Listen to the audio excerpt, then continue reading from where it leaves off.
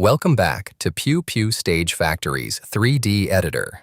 We've spent 2 modules building stages. Now we start planning the run, and it begins with shooting positions, where the shooter stands, where they move, and what they engage from each spot. Click SP mode to turn it on.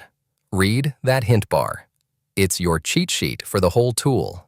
This is a long one, but once you get the hang of it, the shooting position system can save you serious time. Master this tool, and some of the most time-consuming detail work in any stage design becomes just a few clicks.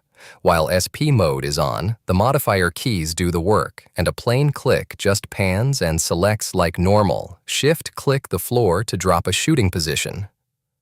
The first is Position 1, and each one you add chains on in order. That red line is the path the shooter walks, position to position, and it measures itself. Each leg shows its distance right on the line in whatever unit you've set. So you can see the movement distance between positions as you lay them out. When you need something to keep the pathway from going through a wall, Control-click instead and you get a waypoint, a gray disc. A waypoint is just a corner in the path, not a shooting position. Moving a position is just a click and drag, then the path follows. If you need one in the middle of the run, shift-click right on an existing leg. It drops in there, and the whole chain renumbers itself. Same for a waypoint. Just Control-click on the red path, and it inserts in place. Then drag that where you need. Delete works like everything else. Select and hit Delete. The position goes away. Its shot marks go with it, and other positions renumber and connect automatically, so there are never gaps.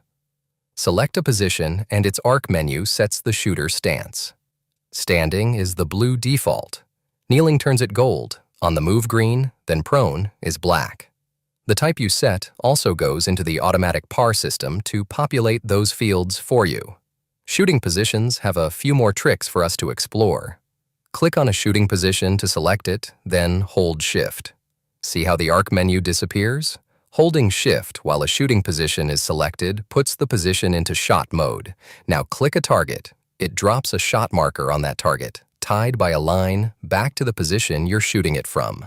It carries a number that is important later for the auto-target numberer, so place the shot markers in the order you'd engage according to the rules or your preference. To delete a shot marker, click on the shot marker dot on the target side and click the delete button or hit the delete key.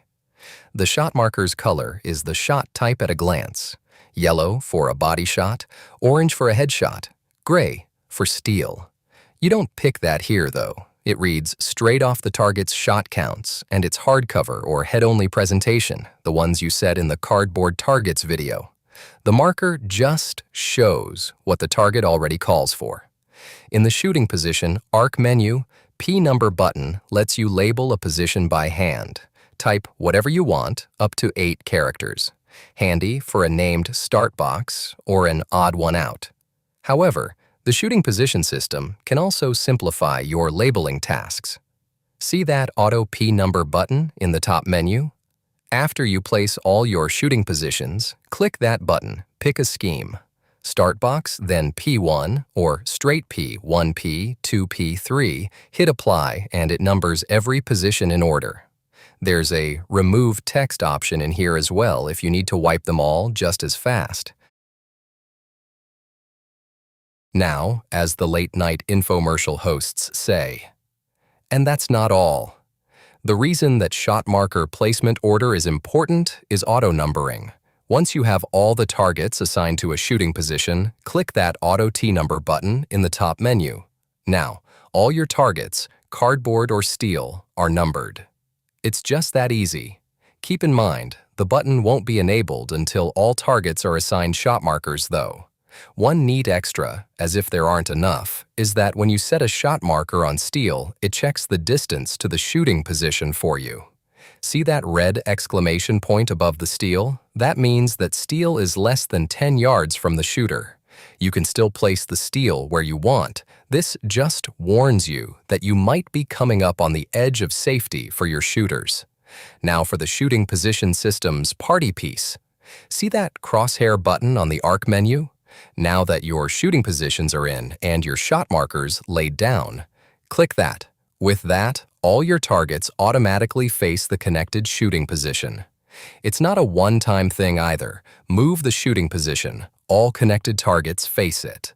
Move a target, and it will always face the shooting position. So, if you use this system, you can just drop the targets in straight, and during this phase, the system will face them all for you. One more convenience item to cover. All your distances for initial par time will be taken from this system. It simplifies the entire process, from par distances to automatic position markers on the ground to auto-target numbering, even facing your targets with complete precision for you. Turn SP mode back off when you're done, and there's your plan, a numbered path through the bay with the engagements marked at each stop. If you're ever experiencing some odd behavior on clicks, you might still be in SP mode, so always check that it's off when you're done. Don't worry, any of your target moves will keep their shot markers attached, even with SP mode off. Next, we get inside the stage. Walk mode drops you into the shooter's shoes to check the plan from eye level, maybe even have a little fun. See you there.